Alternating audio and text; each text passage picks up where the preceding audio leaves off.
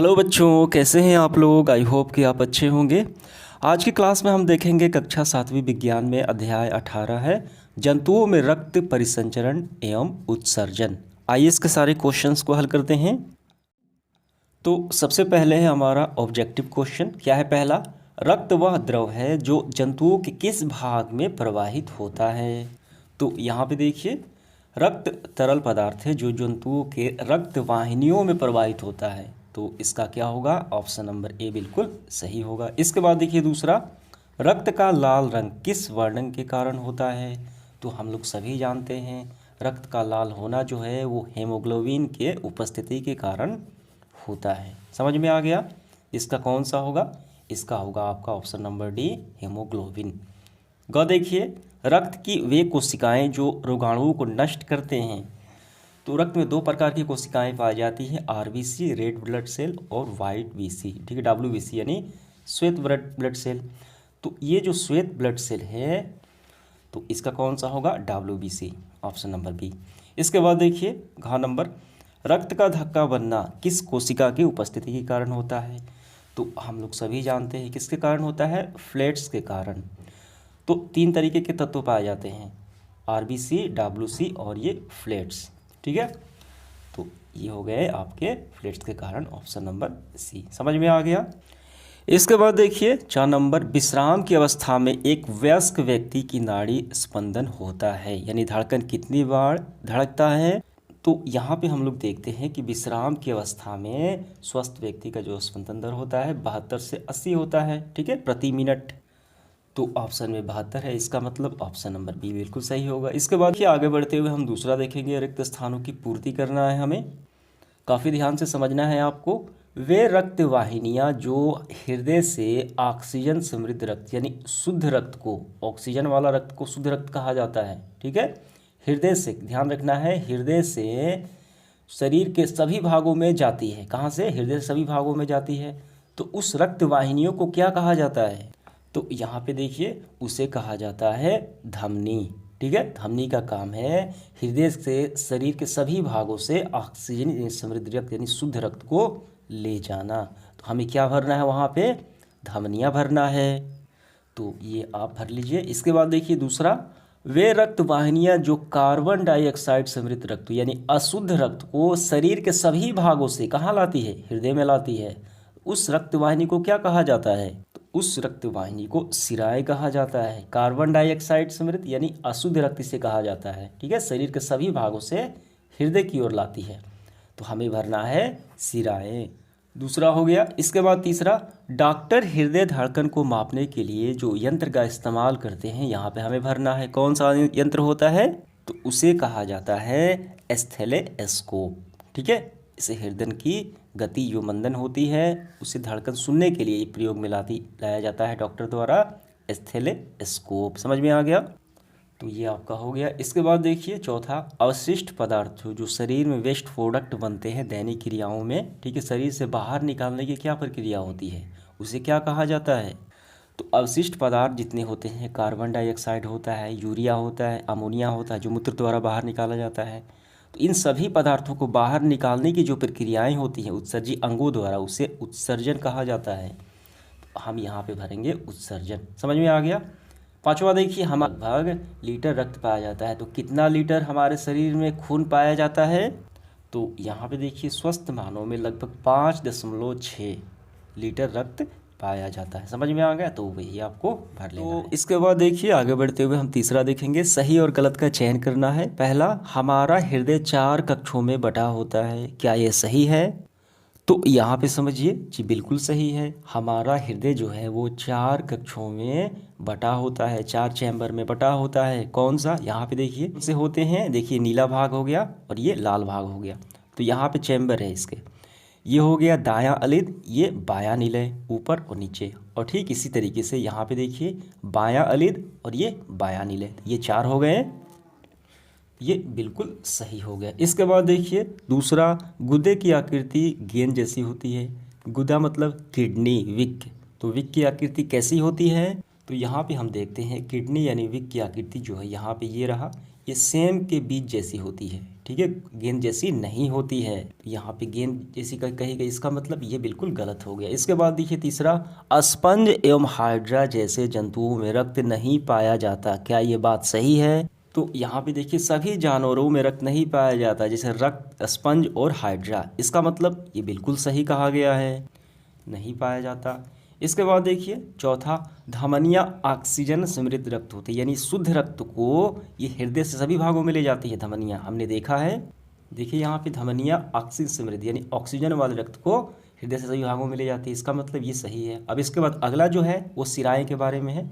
सिराएँ क्या करती है? कार्बन डाइऑक्साइड वाले रक्त को ले जाती हैं, तो ये तो हमारा सही हो गया। इसके बाद देखिए पांचवा, सिराएँ कार्बन डाइऑक्साइड विहीन रक्त को, यहाँ पे देखिए काफ़ी ध्यान से समझना है। सिराएँ जो है वो कार्बन डाइऑक्साइड वाले रक्त को ले जाती है, लेकिन यहाँ पे विहीन मतलब के बिना। क्या सिराएँ कार्बन डाइऑक्साइड के बिना रक्त को ले जाती हैं? ये बिल्कुल गलत हो गया। ठीक है, कार्बन डाइऑक्साइड के साथ ले जाती है। विहीन का मतलब होता है छोड़ना, त्याग करना। ठीक है, इसका मतलब ये बिल्कुल गलत है।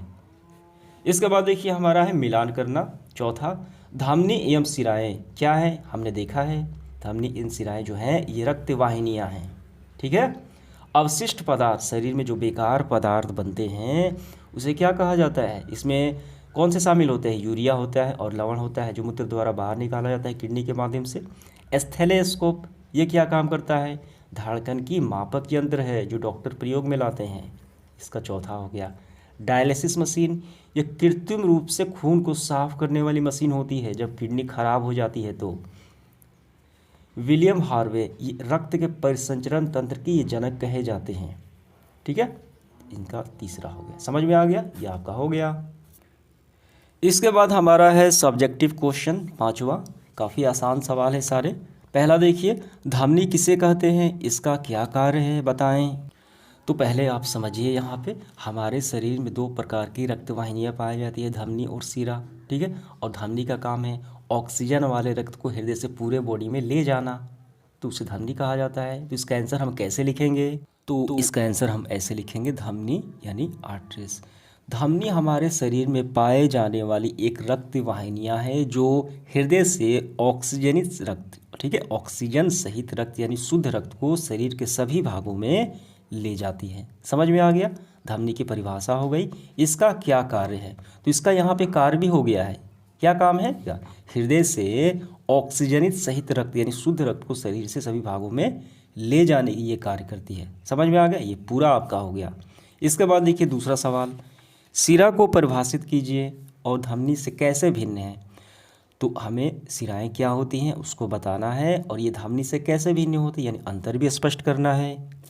तो इसकी परिभाषा हम यहाँ से करेंगे। ठीक है, सिराएँ जो हैं रक्त वाहिनियाँ हैं, आपको लिखना है सिराएँ रक्त वाहिनियाँ हैं जो रक्त को अंगों से शरीर की ओर ले जाती हैं, जो शरीर के सभी भागों से रक्त को कहाँ ले जाती हैं? हृदय की ओर ले जाने का कार्य करती हैं, उसे सिराएँ कहा जाता है। इसकी परिभाषा हो गई।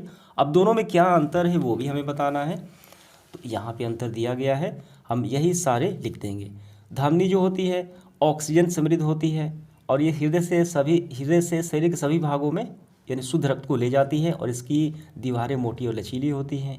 वहीं सिराएँ की बात की जाए, ये कार्बन डाइऑक्साइड समृद्ध यानी अशुद्ध रक्त को शरीर के सभी भागों से हृदय में वापस लाती है और ये पतली होती है।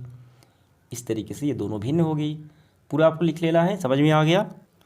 तीसरा सवाल देखिए, गुर्दे का मुख्य काम क्या है? किडनी का क्या काम है? ठीक है, वृक्क का क्या काम है? खून को। तो इसका आंसर हम काफ़ी सिंपल तरीके से ऐसे ही लिख लेंगे। देखिए यहाँ से, गुर्दे का मुख्य कार्य है शरीर में पानी और नमक की मात्रा को संतुलित रखना तथा रक्त को मूत्राशय तक पहुँचाना, और एक लाइन ये भी आप जोड़ सकते हैं, रक्त की शुद्धिकरण करना यानी रक्त को साफ करना। समझ में आ गया। चौथा सवाल देखिए, अपशिष्ट पदार्थ क्या हैं? हमारे शरीर से बाहर निकालने वाले उत्सर्जन अंगों के नाम हमें बताना है।